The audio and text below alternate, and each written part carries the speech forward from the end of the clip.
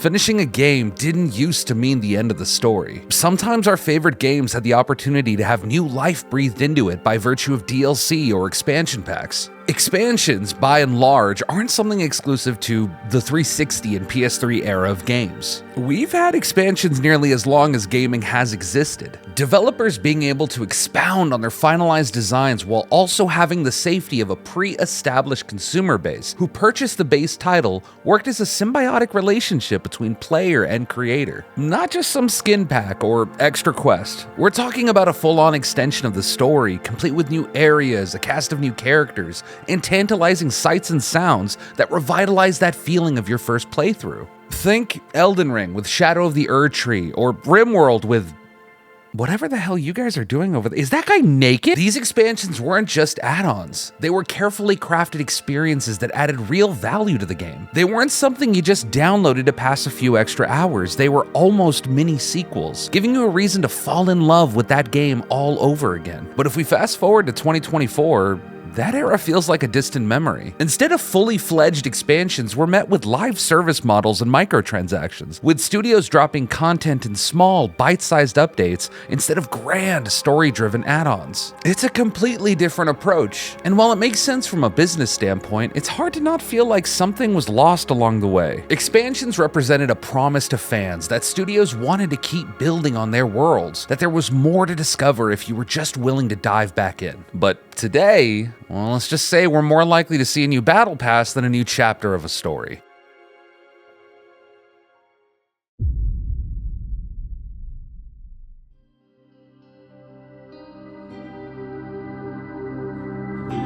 To understand why expansions have become rare, we need to talk about live service models. When we say live service, we're talking about games designed to be continually updated with new content. You see this in games like Fortnite, Destiny 2, and Apex Legends, where the game isn't just a single experience, but more of a platforming for ongoing events, seasonal updates, and fresh items. For multiplayer games, this approach makes perfect sense. Players are drawn in by the competitive nature, and regular updates keep them coming back. It's a way to keep the game alive and, just as importantly, to keep revenue flowing in a way that expansions often don't or can't. Now let's compare this to single-player games. Live service models rely on constant engagement, a kind of stickiness that brings players back repeatedly.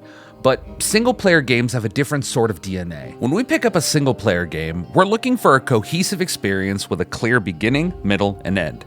It's like watching a movie or reading a novel. There's a narrative arc we're invested in, and there's satisfaction in reaching the end. Adding live service elements to single-player games can feel forced, with Ubisoft being the actual worst about this. And by consequence, the lack of consistent numbers go up brr for studio execs means single-player games, and by extension their expansions, aren't viable for long-term monetization. I think that's where the majority of this anti-single-player sentiment came from back in the mid-2010s from execs over at like Take-Two, Activision, etc., etc. For fans of single-player titles, it's not about sticking around forever. It's about diving deep, experiencing the story, and then moving on, which that a Fortnite does not make. This brings us to one of the biggest challenges facing expansions. They're fundamentally a niche within a niche. Think about it. Expansions aren't aimed at the casual player who's just dipping a toe into the game. They're designed for the hardcore fan, the person who's already invested 50, 100, or even more hours into the base game and are hungry for more. In other words, expansions have a very specific target audience, and from a business perspective, that's not always easy to justify,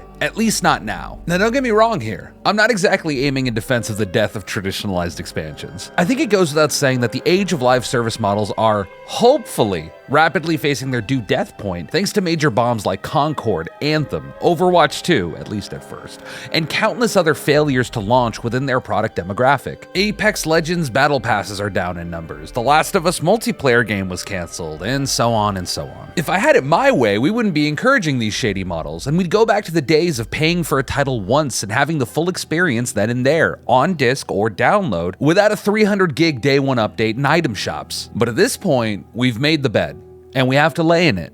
The industry knows loud and clear that these systems work when they work, and when they work damn well. It's hard to imagine a for-profit institution prioritizing grit and integrity over profit and shareholder foot job. They won't let me say that? Alright, well, over profit and stock valuation then. Even recent expansions such as Cyberpunk's Phantom Liberty, while holding much acclaim, don't hide the reality that Cyberpunk was meant to have its own multiplayer mode, likely rife with microtransactions, battle passes, and God knows what else. Nobody working in an industry of capital is going to turn their nose at Fortnite and COD's financial statements.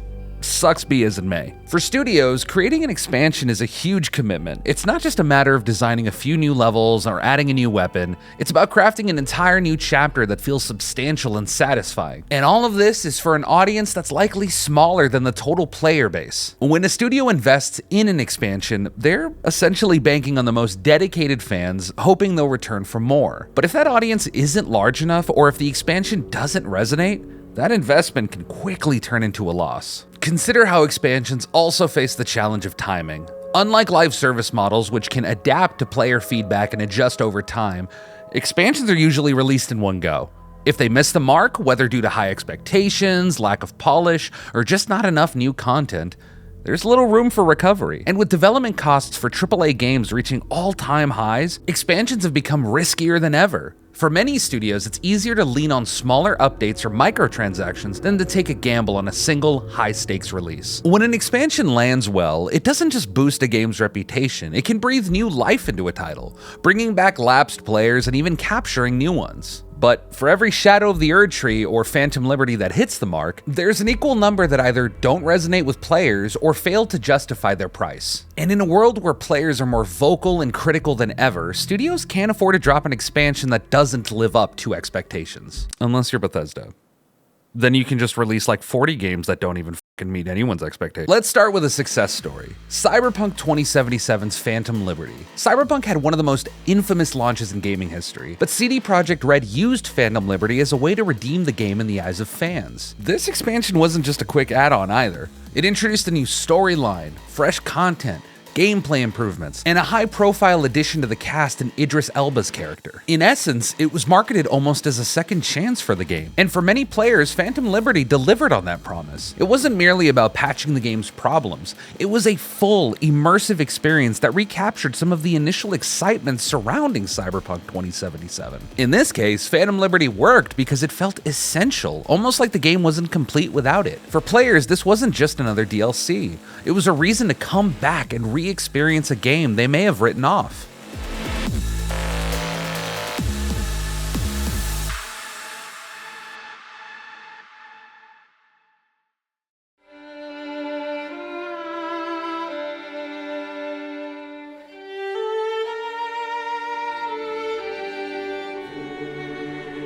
Now, let's contrast that with Assassin's Creed Valhalla's Dawn of Ragnarok. When Valhalla launched, it already had an immense amount of content. Dozens of hours of gameplay, a sprawling world to explore, and countless side missions. I mean, you'll never catch me playing it, but you know, there was stuff. People had fun. So when Dawn of Ragnarok was announced, many fans were eager, but also cautious. The expansion promised to dive deeper into Norse mythology, but it didn't significantly shift the gameplay or story structure in ways that felt groundbreaking. For some players, this expansion didn't offer enough to justify its price tag. It felt like more of the same rather than a transformative addition. It's a prime example of the fine line expansions have to walk. They need to add something meaningful enough to make players feel the investment was worthwhile, but without veering so far off course that it feels disjointed from the main game. These two examples reveal a truth about expansions in the current market. Success is unpredictable. Phantom Liberty worked partly because of Cyberpunk's unique situation. Ever since No Man's Sky's rise, fall, and rise again, gamers are always hoping a game might be able to steer a ship turned wrong and revitalize a vision perhaps lost due to crunch culture, pressures from executives, or simply misunderstanding what it was people were excited about and sold about your game to begin with. Players were primed for a redemption arc, and CD Projekt Red understood that anything less than a stellar expansion would have cemented Cyberpunk's reputation, and by extension CD Projekt Red's reputation,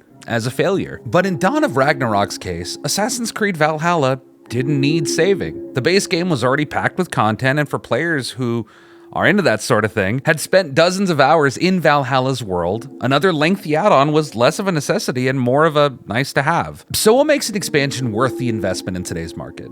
For one, it has to feel indispensable. Players don't just want a few extra hours of gameplay, they want something that changes the game's dynamics, enhances the story, or adds a level of depth that wasn't there before. Like, Blood and Wine worked for The Witcher 3 because it felt like a fully realized epilogue with its own story arc and unique aesthetics that stood out from the main game. Similarly, Phantom Liberty succeeded because it brought players back to Cyberpunk in a way that felt vital, like a siren song to a game that everybody wanted and is finally here. But when expansions fall short, whether due to underwhelming content, a lack of innovation, or high expectations, they can harm a game's reputation more than help it. Today's players are quick to voice dissatisfaction, and rightfully so. A misstep in an expansion can result in reviews that tank sales, erode trust in the studio, and impact future releases. Studios that opt for expansions are playing a high-stakes game, and in this era of unpredictable player reception, even a well-made expansion can struggle to find success.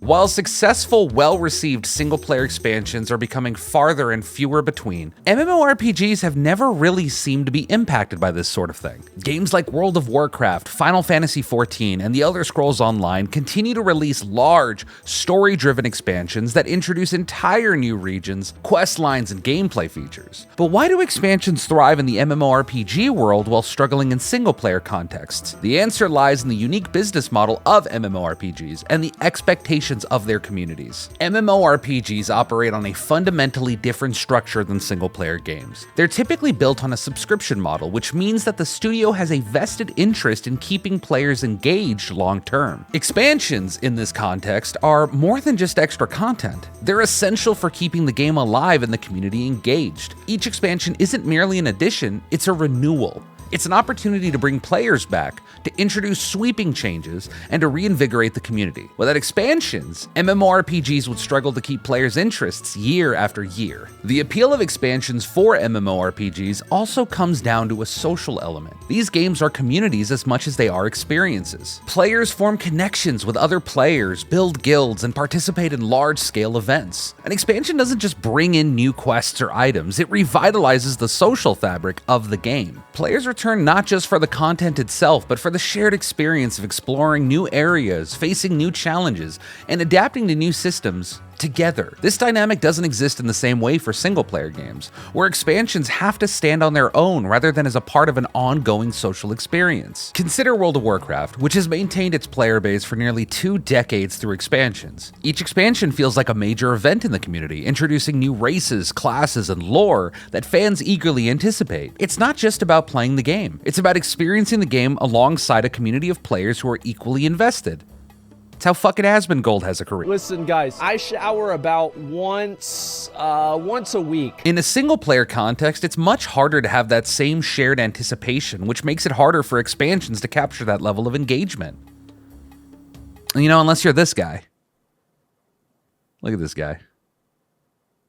Look at him. The financial model of MMORPGs also supports expansions in a way that single-player games simply can't replicate. With monthly subscription fees, studios have a consistent revenue stream that allows them to invest in large expansions without needing to justify the cost on a standalone basis. Expansions for MMORPGs aren't just a means to make money. They're a necessary investment in the game's longevity. For studios developing single-player games, however, the financial justification for a large expansion is far less certain. They can't rely on a subscription base, which makes expansions more of a gamble. The MMORPG model thrives on constant renewal, on a sense of progression that players experience collectively. In recent years, the AAA gaming industry has been grappling with a fundamental challenge. The financial model of blockbuster game development has grown increasingly unsustainable.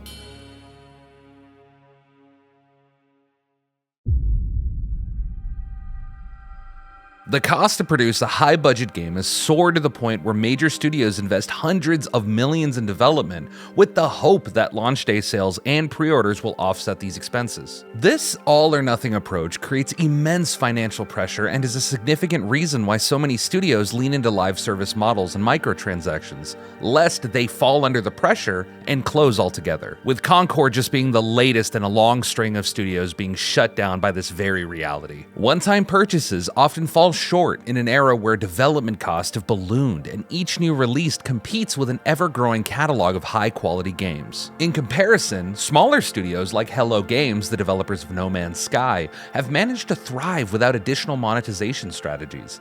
Initially, No Man's Sky had one of the most controversial launches in recent history, plagued by criticism over unmet expectations and missing features. However, Hello Games has spent years rebuilding the game through consistent free updates. With a small team and lean operational structure, the studio's focus has been on enhancing the core product without asking players to pay for additional content. These updates, which have been extensive and transformative, serve as both an apology and a promise, and they have turned No Man's Sky into a beloved title that continues to attract new players. What makes the No Man's Sky model remarkable is its reliance on organic sales and word-of-mouth marketing. Instead of relying on microtransactions or a battle pass, Hello Games has leaned into its small size and focused on making a game that players feel good about purchasing, even years after its release. Each free update effectively re-energizes interest in the game, driving new sales and encouraging lapsed players to return. This strategy has allowed No Man's Sky to survive on sales alone,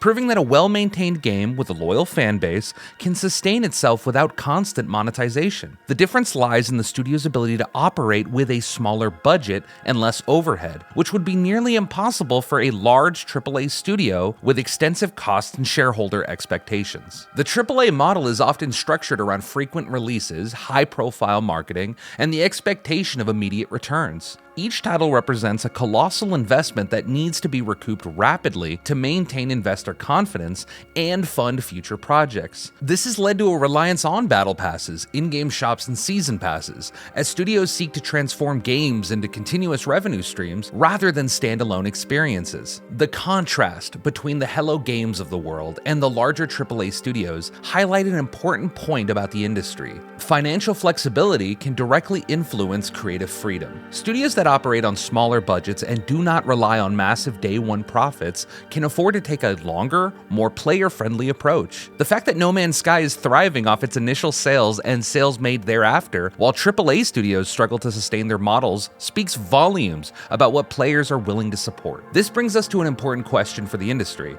Is there a sustainable middle ground where AAA studios can balance profitability with a commitment to genuine player-focused content that doesn't cost $500 billion to produce and will shutter the company if it doesn't make that back? While live service models have provided a lucrative path for some studios, they are far from foolproof. In recent months, several high-profile live service games have faced substantial challenges, sparking debates about the viability of the model altogether. One notable example is Apex Legends, a game that quickly rose to popularity with its free-to-play battle royale format and unique character roster. For a time, Apex thrived on its battle pass sales and seasonal content. However, recent declines in battle pass sales have raised questions about the game's long-term sustainability. Player dissatisfaction with controversial changes and limited rewards have led to pushback, prompting developer Respawn to revert some of these updates. This kind of fluctuation in engagement is a reminder that live service models must constantly innovate and respond to player feedback or risk losing their audience. Firewalk Studios' closure following the release of Concord further underscores the risks associated with live service games. Concord launched with high expectations, but player interest whittled rapidly, and the studio's inability to sustain a player base led to both the game's and the studio's untimely end. From small to large-scale operations, live service games represent a significant gamble. Without consistent player engagement, there is little financial security. The closure of Concord is a stark reminder that while live service models may promise long-term revenue, they can also be unforgiving and financially risky, especially for studios that lack the resources to quickly adapt. Even major franchises are not immune to the pitfalls of live service development. The Last of Us live service multiplayer project was shelved following a candid assessment by Bungie, a studio that knows the highs and lows of live service games all too well. Bungie's experience with Destiny taught them the complexity of sustaining a live service community, and they reportedly advised against pursuing the multiplayer project altogether. Ironically, Bungie itself has been facing downturn in recent years, with Destiny experiencing a decline in player engagement and revenue despite regular updates and expansions. Bungie's insight on the Last of Us project speaks volumes about the viability of live service games. Even a seasoned studio with years of experience finds it challenging to sustain momentum. income. This is especially telling for a franchise like The Last of Us, which is primarily known for its narrative depth rather than its potential for multiplayer longevity. The pattern emerging here is a trend of overextension, where studios invest heavily in a live service infrastructure only to realize that its costs outweigh the benefits. Many games that launch with the intention of becoming the next big live service or the next Fortnite find themselves battling waning interest, player fatigue, and high maintenance costs. For every Fortnite, there are multiple titles like Anthem, Avengers, and now Concord that struggle to maintain a consistent player base. In each of these cases, the expectations of consistent revenue is overshadowed by the reality that live service games demand relentless engagement. If players lose interest, the game quickly becomes a financial liability, especially when so much of its income relies on microtransactions tied to player retention. The closure of Concord, combined with Apex Legends' recent decline and Bungie's cautious approach, suggests that the golden age of live service gaming may be hitting some critical roadblocks. Oh no, oh man, we gotta stop with the battle. As more studios find themselves stretched thin, the sustainability of this model comes into question. While live service games were initially seen as a way to ensure long-term revenue, the challenges of maintaining consistent engagement and managing player expectations have created new vulnerabilities. For studios and publishers, the takeaway is clear. Live service games are not a guarantee of success, and as we've seen, even minor missteps can lead to significant financial repercussions. Amidst these struggles, one thing is becoming increasingly clear. Player agency has a profound effect on the direction of the industry. Consumers have more power than ever to influence gaming trends, and recent shifts in the market are a testament to the collective power of voting with your wallet. As live service games face declining engagement and controversial monetization practices are met with backlash, players are sending a strong message about why they are willing and unwilling to support. I mean, look at how everybody responded to Apex Legends Battle Pass changes. They had to go back on that stuff. Sure, it's still horribly monetized, it's the usual Battle Pass type fare, but players came together, that community came together and said, collectively, we will not be paying for this change. Sony's recent moves, the all-encompassing gaming company that they are, hinted a possible shift in the industry's approach to live service models, partly in response to player sentiment. Rumors and reports indicate that Sony may be reconsidering its heavy investment in live service games, as several recent attempts at the model have underperformed and shut down entirely. When players reject a game's monetization model or the game in its entirety, the financial strain on studios can be severe. For Sony, which has traditionally excelled in single-player narrative-driven experiences, the pivot to live service games has proven to be more complex than initially anticipated. This shift underscores the power of player feedback and consumer behavior in shaping corporate strategies.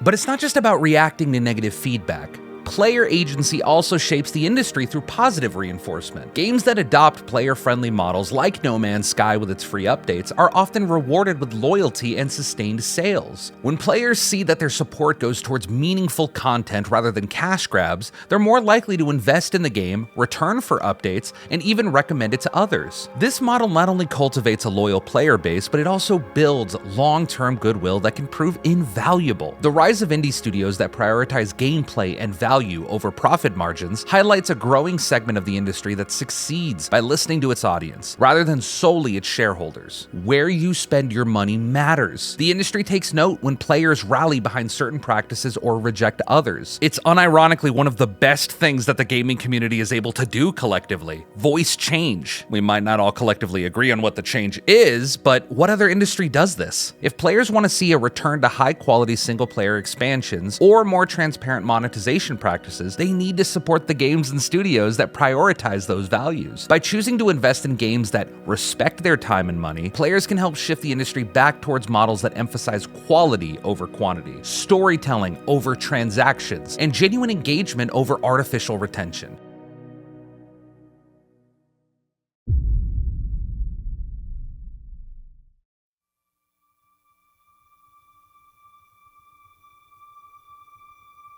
In the evolving landscape of single-player video game development, the decision to forego expansions for successful titles like Baldur's Gate 3 and the recently released Dragon Age: The Veilguard reflects a strategic shift influenced by both creative aspirations and financial considerations. Baldur's Gate 3, developed by Larian Studios, achieved critical acclaim and a dedicated fan base upon its release. Despite this success, Larian chose not to pursue expansions or sequels for the game. During the Game Developers Conference, or GDC, in 2024, Larian's founder Sven Vincke? said, quote, "We're not going to make new expansions, which everyone is expecting us to do. We're not going to make Baldur's Gate 4. We're going to move on," end quote. This decision stems from Larian's desire to explore new creative avenues rather than revisiting existing content. Vinky emphasized the studio's growth during the development of Baldur's Gate 3 and expressed eagerness to apply these lessons to new projects. By choosing not to develop expansions, Larian aims to innovate and avoid the potential stagnation that can accompany prolonged focus on a singular title. Similarly, BioWare's Dragon Age: The Veilguard garnered significant attention upon its release. However, the studio announced that there would be no downloadable content for the game. Creative director John Epler confirmed that BioWare's full attention has shifted to the next Mass Effect project, stating, quote, "With Dragon Age: The Veilguard now complete, BioWare confirms that there are currently no plans for downloadable expansions," end quote. This decision likely reflects a strategic assessment of resource allocation. Developing expansions requires substantial investment, and BioWare may have determined that focusing on the next major title, or Mass Effect 5, would yield a higher return on investment. Both Larian Studios and BioWare have opted to forego expansions for their successful titles, albeit for different reasons. Larian's decision is driven by a commitment to creative exploration and a desire to apply newfound insights to new projects. In contrast, BioWare's choice appears to be influenced by financial considerations and strategic planning, focusing resources on a project with potentially greater profitability. These decisions highlight a broader industry trend where studios assess the viability of expansions based on creative goals and financial projections. While expansions can enrich a game's universe, they also require significant resources that may be more effectively utilized in developing new titles. The choices made by Larian and BioWare suggest a shift in how studios approach post-launch content. Rather than defaulting to expansions, developers are critically evaluating whether such content align with their long-term objectives and resource capabilities. This approach encourages innovation and ensures that studios remain agile in a competitive market. For players, these decisions underscore the importance of supporting studios that prioritize quality and creativity. By understanding the strategic choices behind the absence of expansions, players can appreciate the broader vision that developers have for their games and the industry as a whole. As we've seen, the future of expansions is uncertain. The gaming industry has evolved, and with it, the way studios monetize their games. Live service models, microtransactions, and seasonal events have proven to be profitable, sustainable, and, for many players, engaging. But while these models have become dominant, expansions offer something they can't replicate: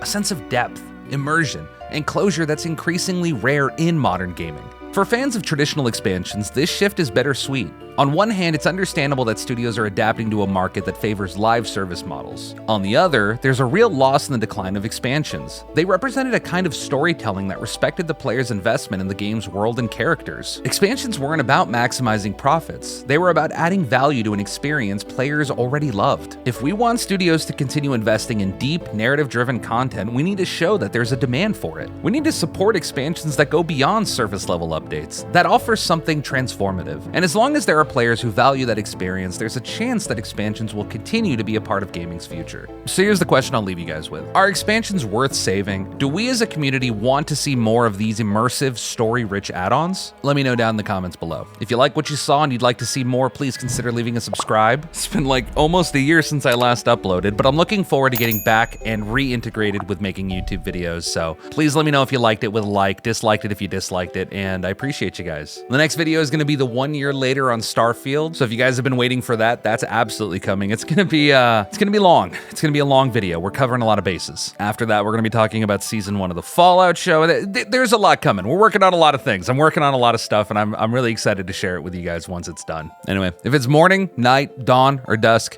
I hope y'all have a good one. Take care. Peace.